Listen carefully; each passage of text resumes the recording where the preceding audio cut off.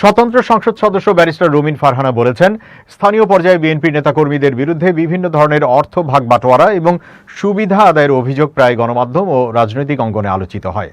এই অভিযোগগুলোর মধ্যে চাঁদাবাজি, মামলার রফাদফা এবং সরকারি ত্রাণ সামগ্রী বিতরণে অনিয়ম অন্যতম।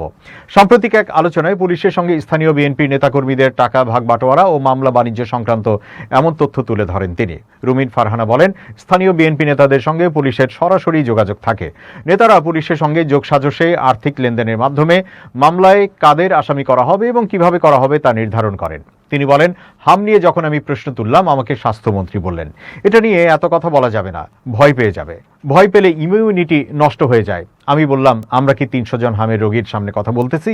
সরকার যখন বাটপারি করে, সেটা যে সরকারই হোক, এটা খুব মজা লাগে আমার।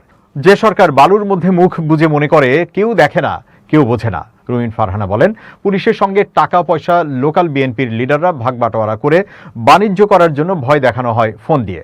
নাম কিন্তু দিয়ে দিব, টাকা না দিলে এত টাকা দিতে হবে। তিনি বলেন, আপনি যা করে যাবেন তার কয়েক গুণ আপনার ওপর ফিরে আসবে। দীর্ঘদিন একদলীয় শাসন দেখেছি, এখনো তার ধারাবাহিকতা চলছে। তখন বিএনপি জামাতকে খেলার মাঠের বাইরে রেখে এরকম ভাবে সংসদকে সাজানো হয়েছে।